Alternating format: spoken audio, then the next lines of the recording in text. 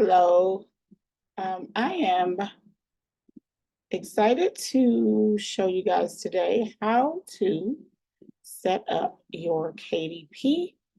Um,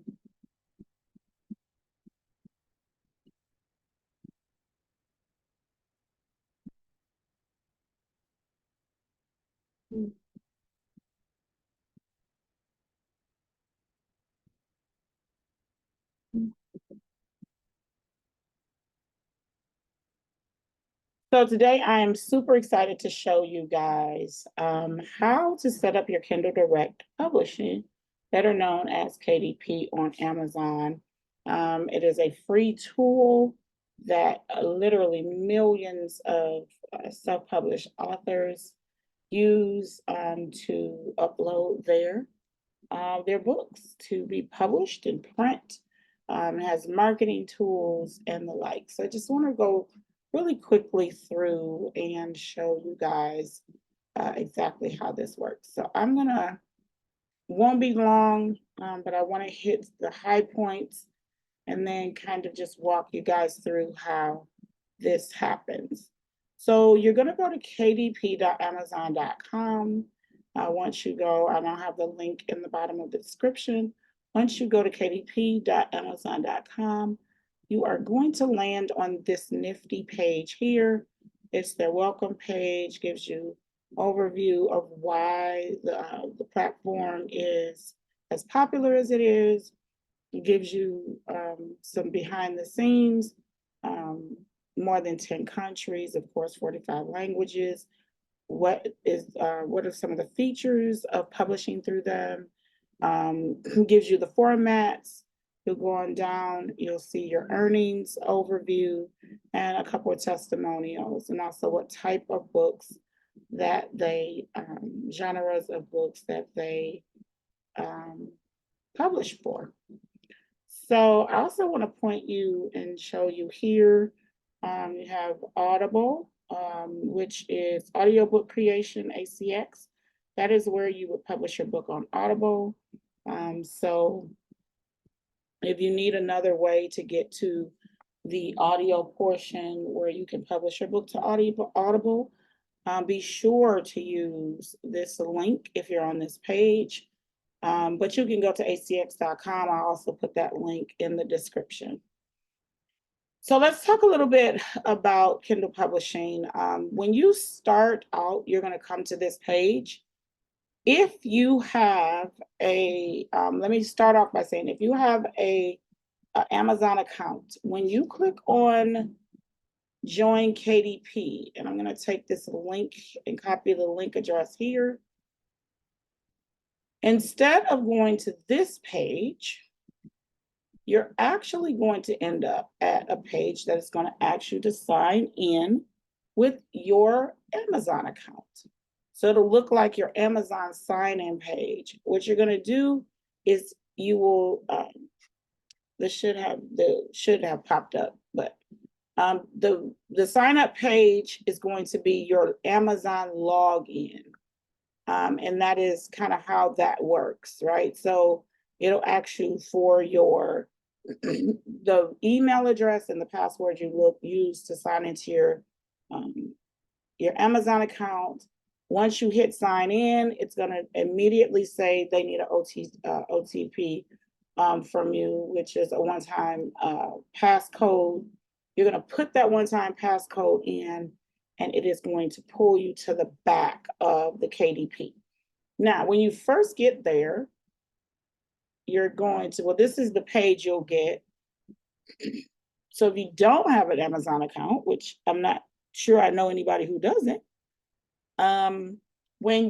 if you don't have an Amazon account, right, it's going to ask you to create an account for KDP. So you just simply going to put your first and last name, the email address you want to use. Let me stop and say here, please use an email address that you check often, that you interact with often. Because when you upload your publishing file, if there's a problem, you're going to be notified through email, and you want to be able to get that email right away. And then you'll put in your passcode re-entry and create the account. Again, you'll see here, if you already have an Amazon account, then just click sign in. It'll ask you to sign in to your Amazon account, and it's going to lead you into the back end. So if you don't have an account, this is what your page will look like. If you do, you're going to see the familiar Amazon login page, and you'll just log in that way. So hold on one moment as I come back, and I'm going to show you what the back end it will look like.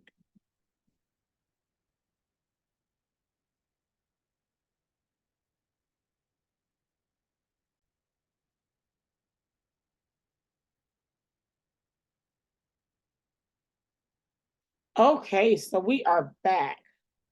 I am now showing you what the back end of KDP looks like.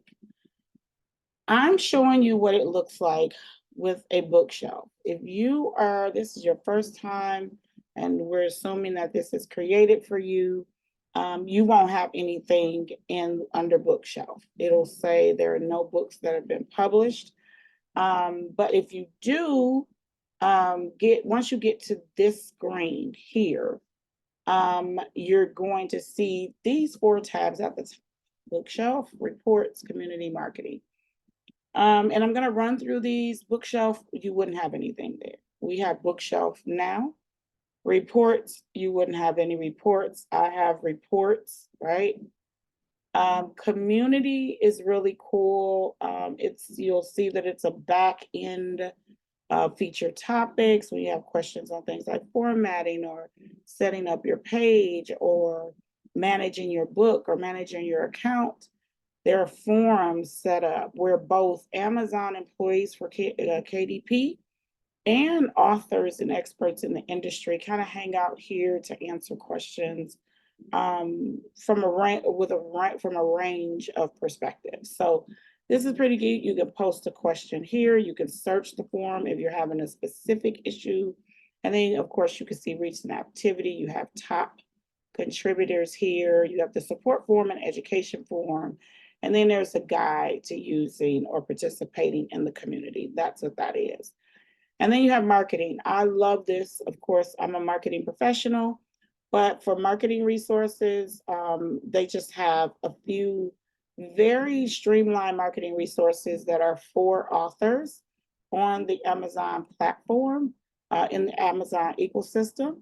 So you have KDP Select, tells you how to do free book promotions, Kindle countdown deals, how to run your Amazon ads, and how to set up an Author Central.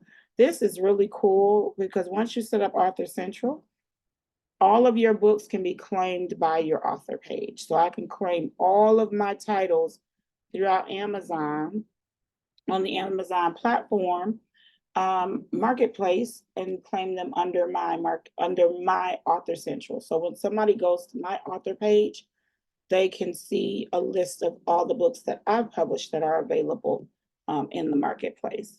You have A+ content, and this is relatively new, but you get some guidelines, some examples, and tell you how to get started.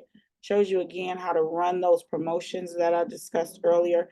And then you can nominate your ebooks to receive awards and eligibility. You can nominate a book for prime reading, and there are a few other things that you can do. So everything here is just start with a book, and you go in and you can click to get started with promoting the book or setting up your book from there. So let's go back to Bookshelf because I'm going to walk you through the process. So as you can see, one of my authors, or past authors, Bishop Andrew Merritt. In many circles, he's well known. But we'll just talk about the last book we did through the KDP platform. It is on Amazon. He has worldwide distribution, right? So his book is available on all of the Amazon platforms that will accept his title. It's live. There's no changes needed. You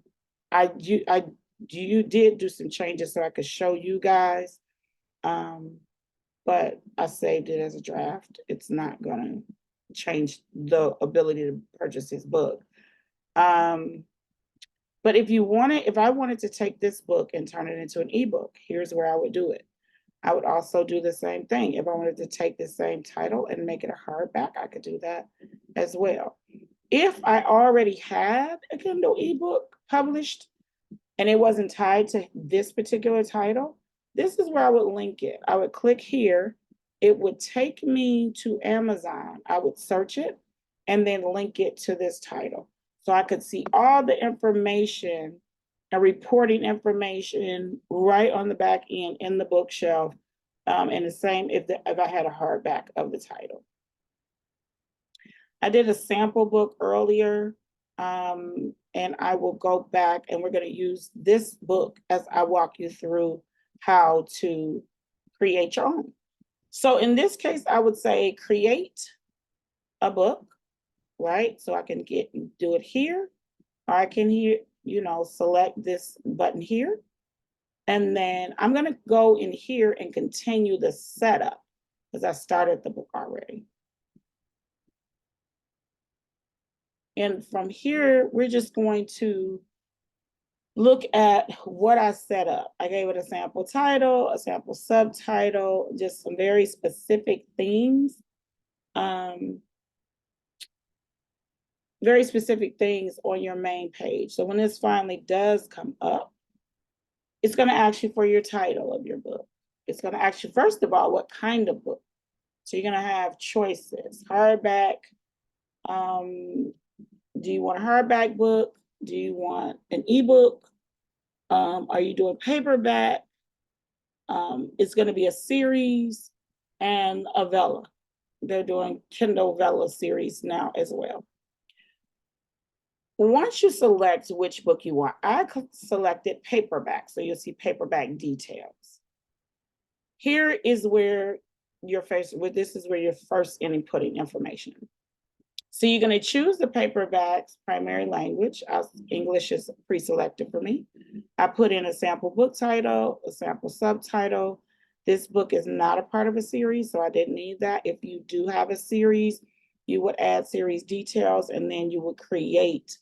They'll show you how to automatically go in and do the setup for each series, each book in the series.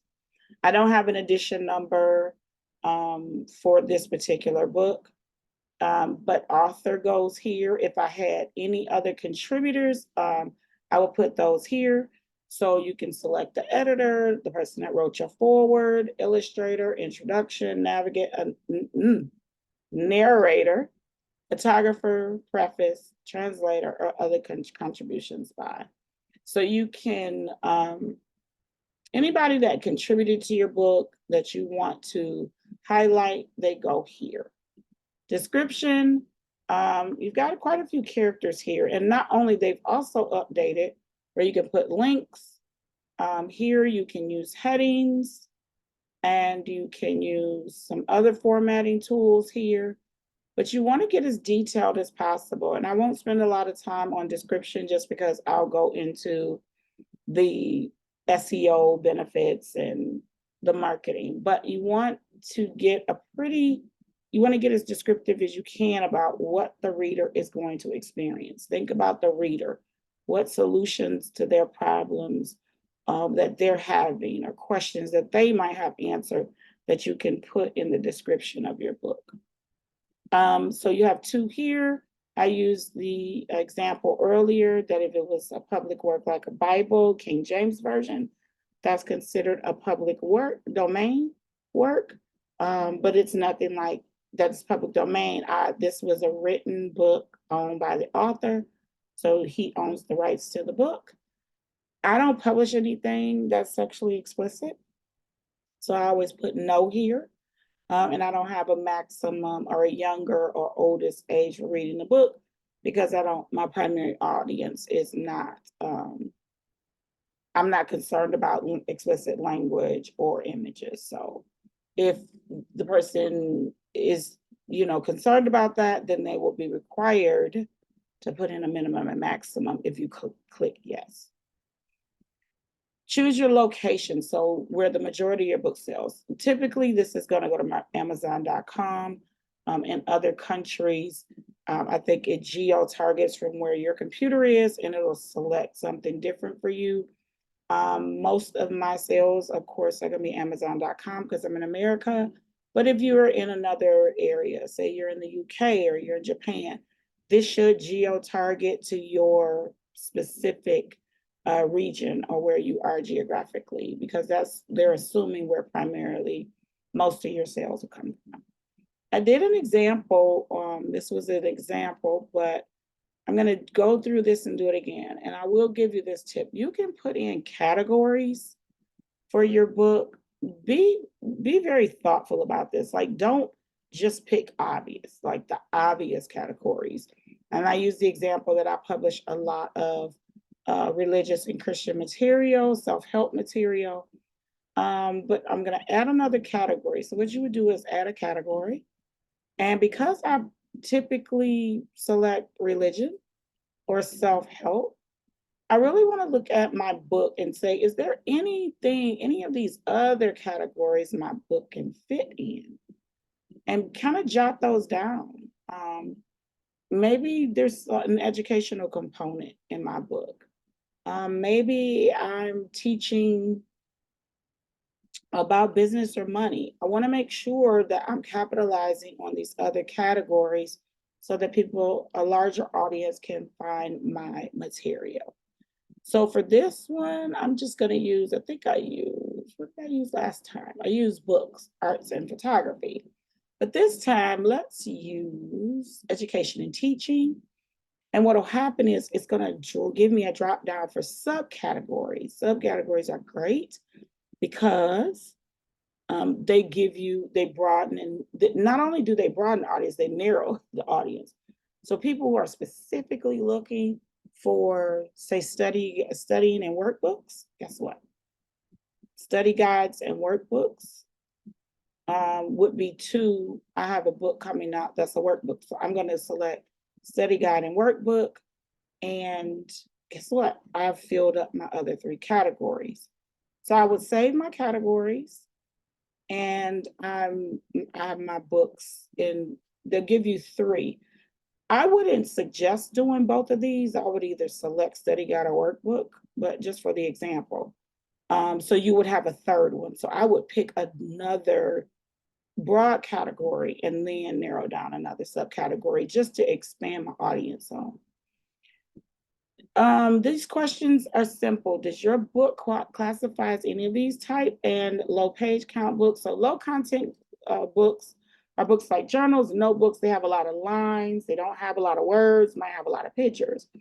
They want to know this because when you upload your book, if your book doesn't have a lot of text and you don't select this, so say you upload a journal and it has more lines or places to write than it does words, your book is going to be rejected because the system is looking for words. It's looking for text to make sure it's formatted correctly and spelled correctly and those kind of things. So if you don't have a lot of that and you didn't click low content so that it'll know not to look for a lot of words, it's going to assume something is wrong with the book and it's going to reject your book. So if you have any of books that are considered low page count, make sure you select this so that your book is not automatically rejected because it can't find any text, a lot of text. Large print. So basic standard print is 12 points. For people who are visually impaired, you need to go to a 16 point is the minimum. This, I think, is a really cool feature if you use this correctly. If you know that you have a book that you feel like would be a benefit to seniors, or possibly other people who are visually impaired, and you want to reach a larger audience with your book, I think that this would be a really good way to increase your readership. So even if I publish this book at a standard, say 12 or 13 point, I can always take that same book and create the book with large print and publish it again.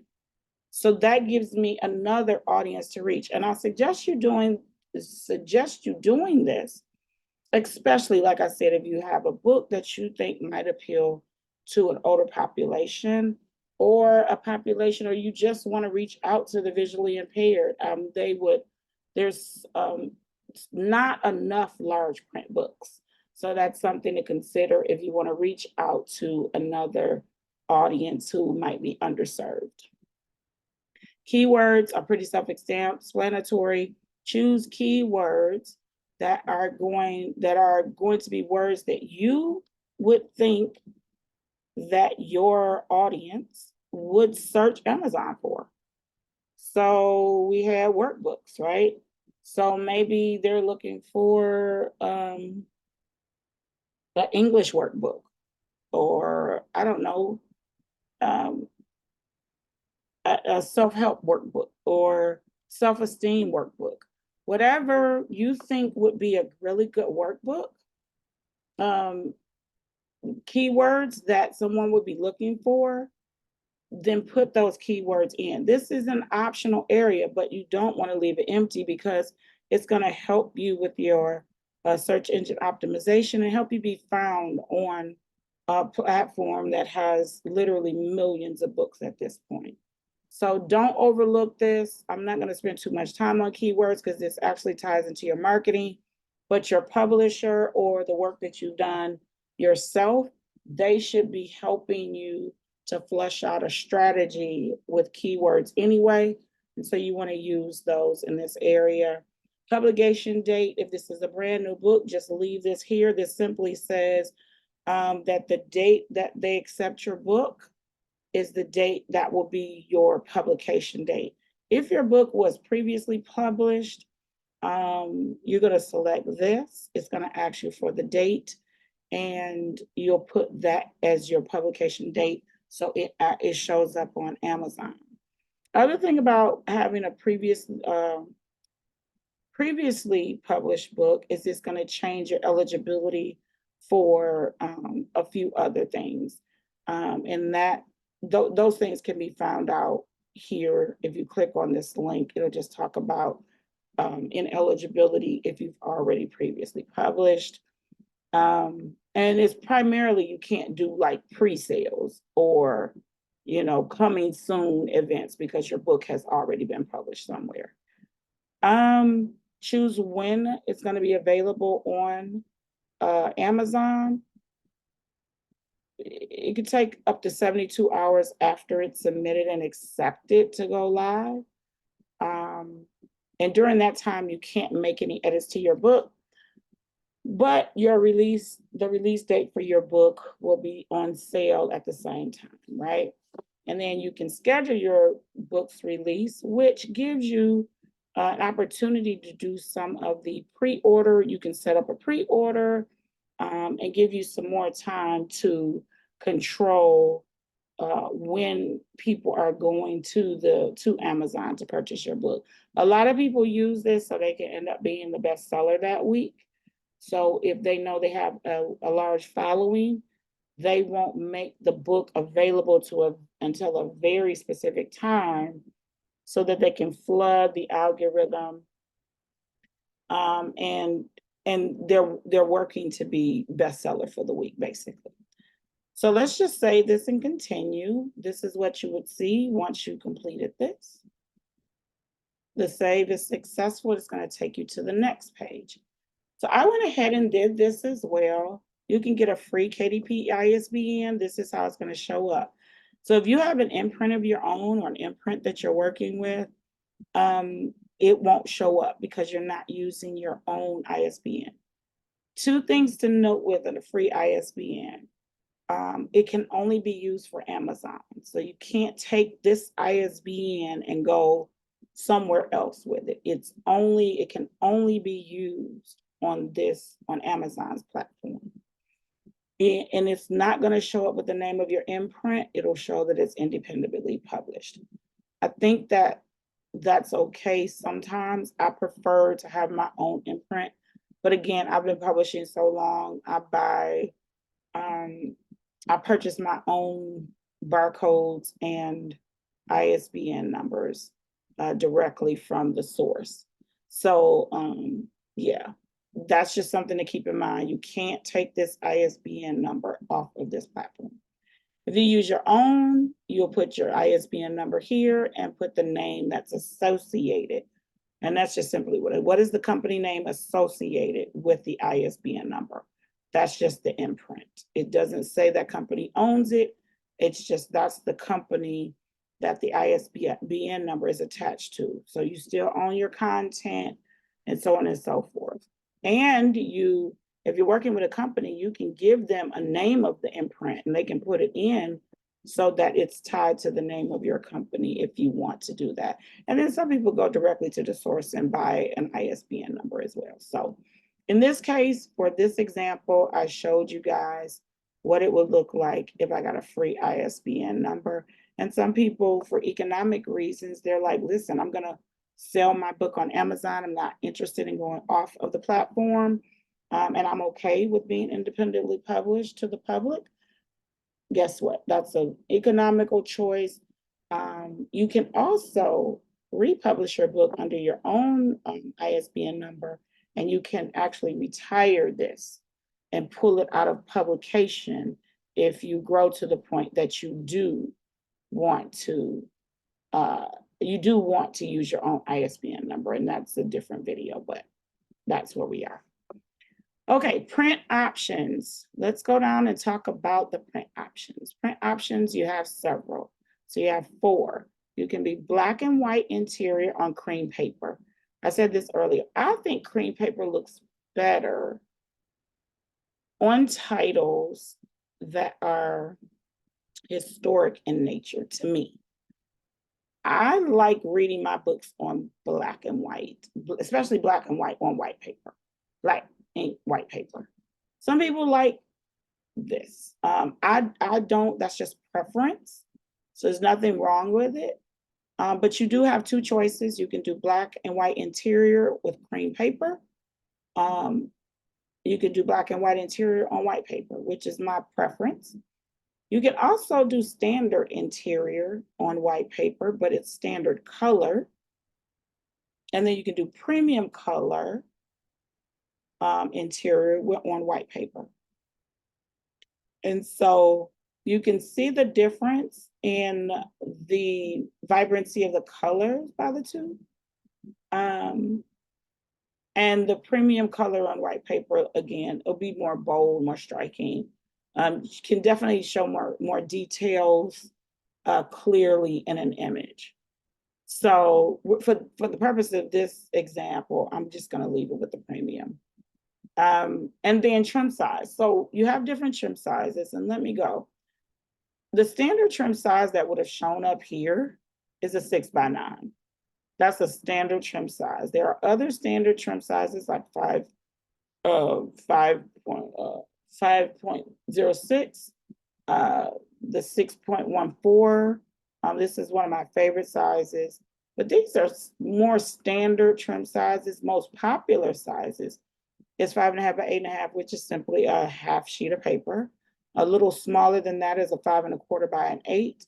And then 5 by 8 is also another popular trim size. So these 4 are probably the most popular, but these are also standard trim sizes should you decide 8 by 10, 7 by 10, 8.5 by 11, which we know to be a standard size of a sheet of paper. We also have some non-standard trim sizes that they're seeing.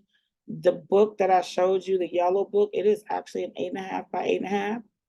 But the example I showed you is you can go in and define your trim size at 5.25 by 6. But it's going to do something. If you see this, when I did a custom, guess what it did? This alert came up, letting me know it's going to limit some distribution. So some of the trim sizes won't be eligible for the expanded distribution. And you can find more about the eligibility requirements here if you have a trim size that's outside of those standard and popular trim sizes. Bleed simply means you have the white that you see on the outside of this. That is no bleed. If I did a bleed and selected bleed, that would mean this picture image would go all the way to the end of this paper. Okay, so that means this image would go to the ends of the paper. It wouldn't be any white around it. Okay, and I will actually show you an example, a design example of what that looks like. But we don't have a bleed. This book would be a simple no bleed book that you can see through. On each page, you'll see the white trim around. And then the paper finish is just preference. Do you see your cover being matte with no shine, or glossy with a gloss and a shine? So here is where you would upload your paperback manuscript. They accept Word doc, HTML, RTFs, and PDFs. So you just decide. I find PDF to be the best, and it's also the most recommended, because everything will stay the way you formatted it when you turn it, and convert the file to a PDF and use that as your upload. Use that as your upload of your paperback or your interior content. Same thing with your book cover. I always go with a PDF that's already print ready. That means I've designed it so that it lays open. It has a front, a back, and a spine. And I'm going to show you what that looks like when it's finished. Also, and that's if I'm uploading myself, but they also have a cover creator. And I'm going to launch this so you can see that you can create a cover on your own. They also have options for you to go in and create a cover. I'm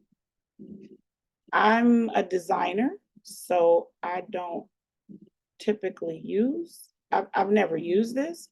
I've seen it, but it will give you something to kind of work with.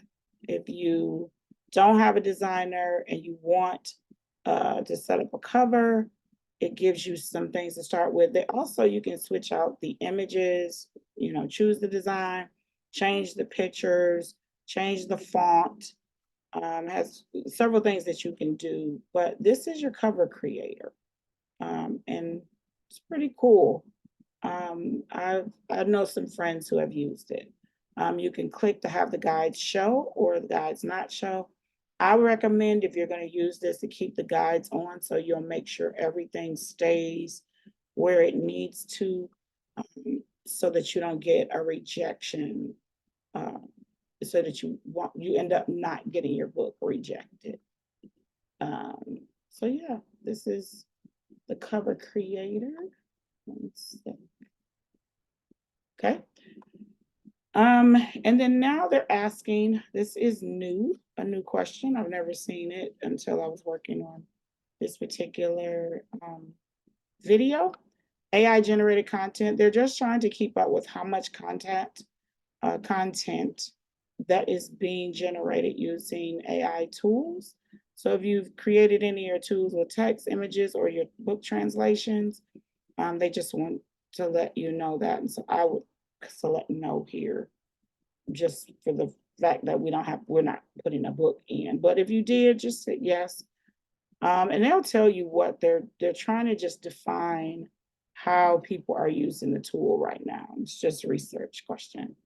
And then the book preview. I'm going to show you book preview in a moment. So what we would do now is we would save and continue. Okay, so I'm not going to upload anything here. So we'll save it as a draft like I did earlier. And I'm going to go back and actually show you what a book looks like. So I'm going to back to my bookshelf, and I'm going to select an actual book.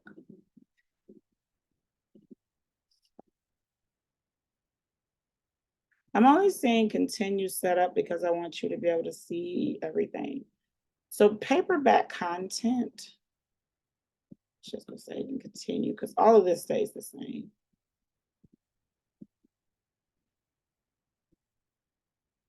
Okay, so you go back.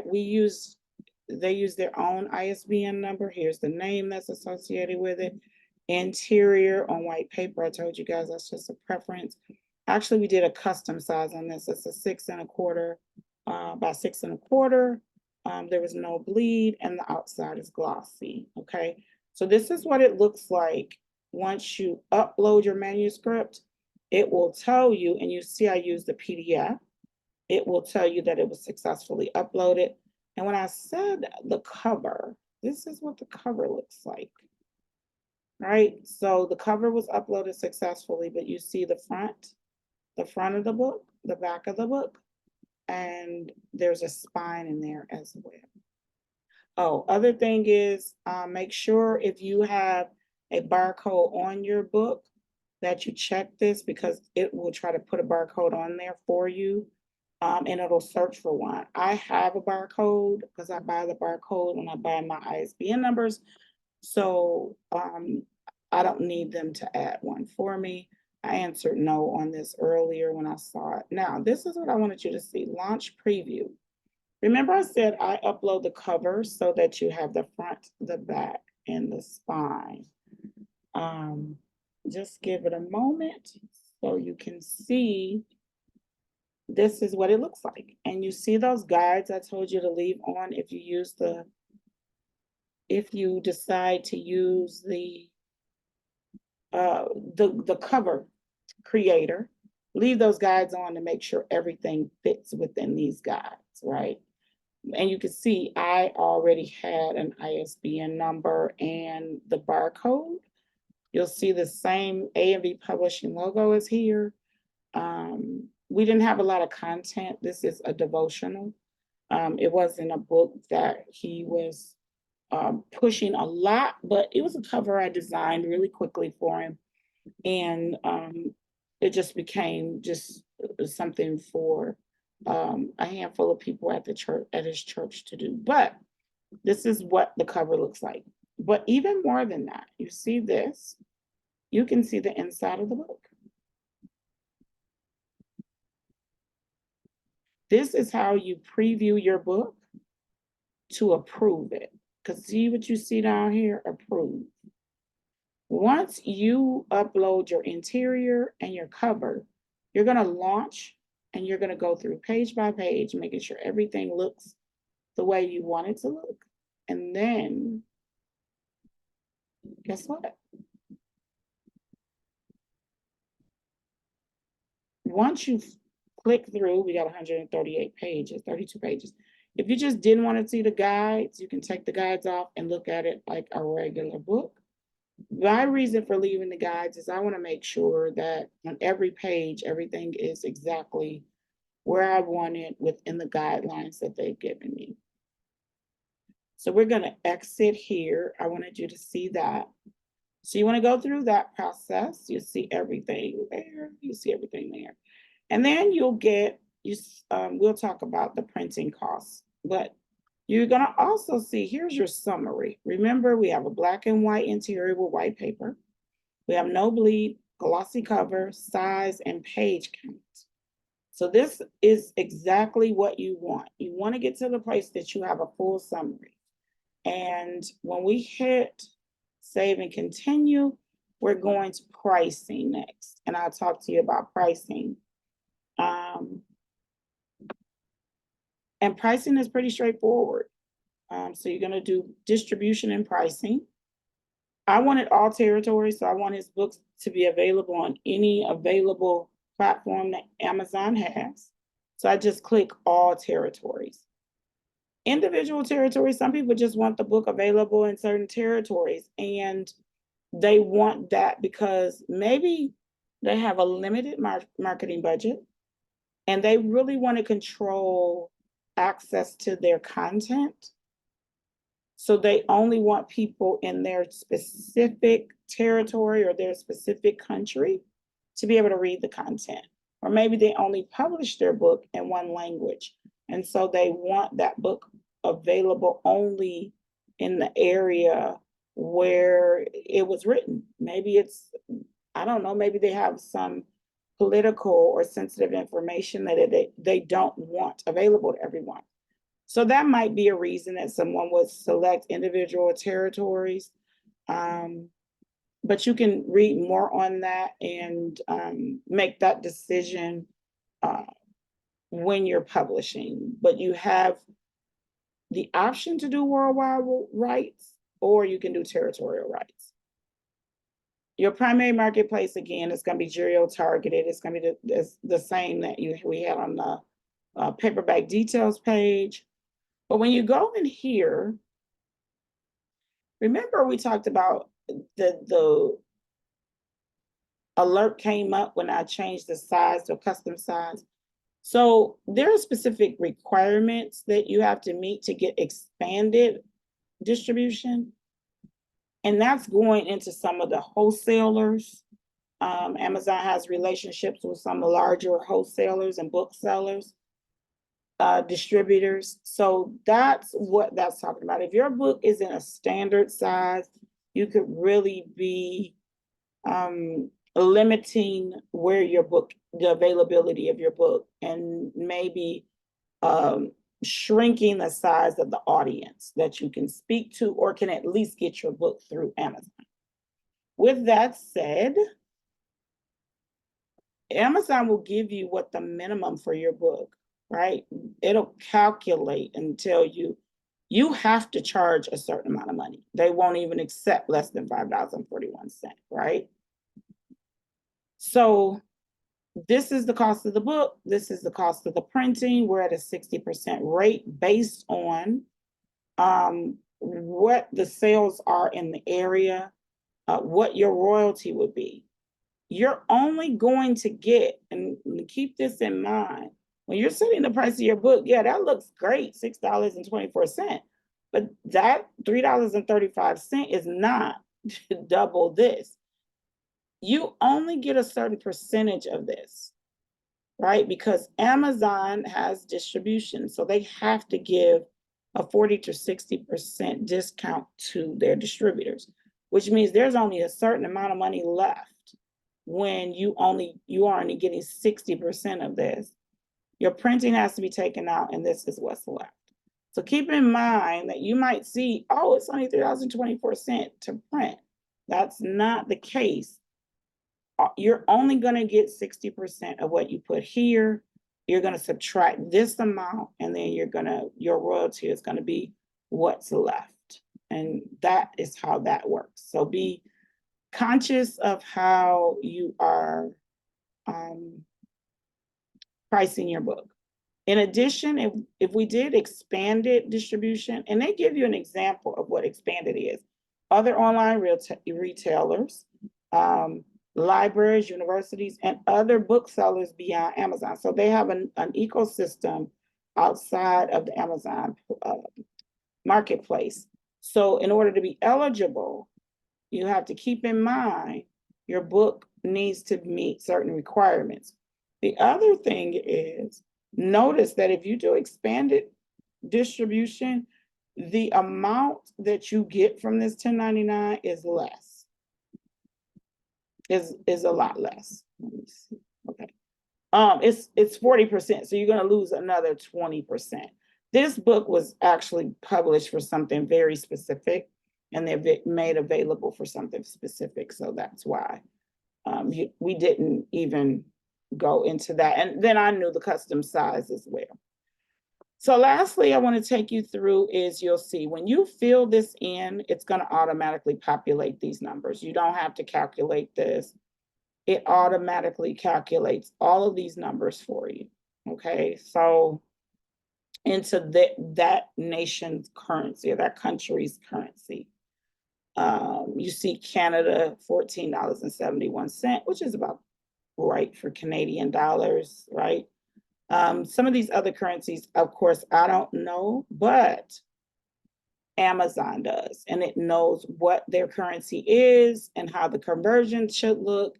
And you can actually get reports out of each one of these companies. I've sold books in Japan, I've sold books in Canada, that I can think of. Definitely have sold books in Europe over the years.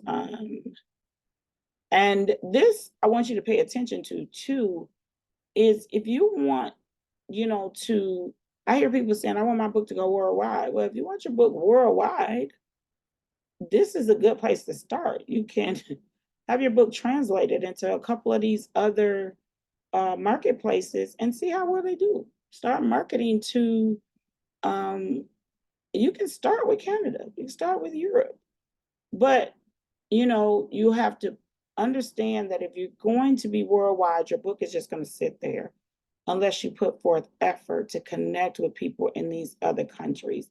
And you can also go to Amazon, take this.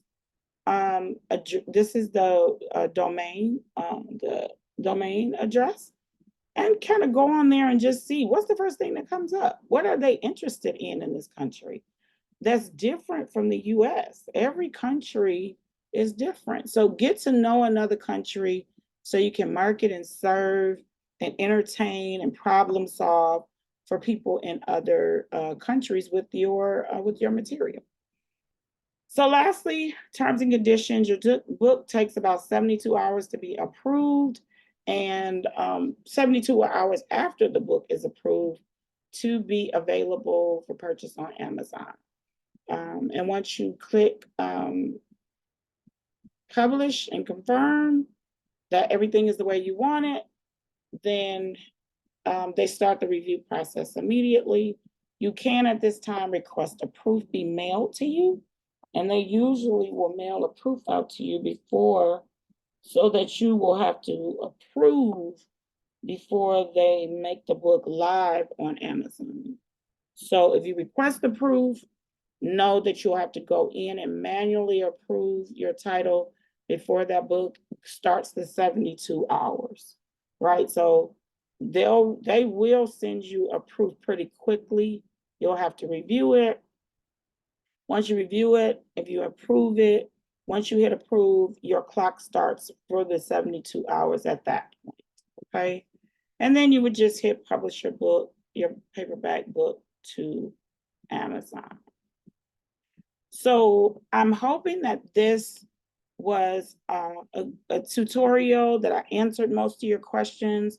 If there was something I didn't answer, please feel free to leave it in the comments below, and I will be happy to answer. I'll go in and answer any questions that you might have that I didn't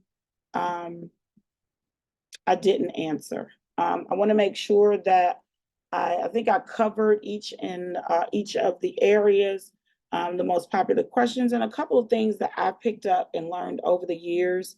I've seen several iterations of this as it's grown. It used to be called Create Space, and it was something else before that. And so I've used it periodically. And I think it is a good platform, especially if you're just starting,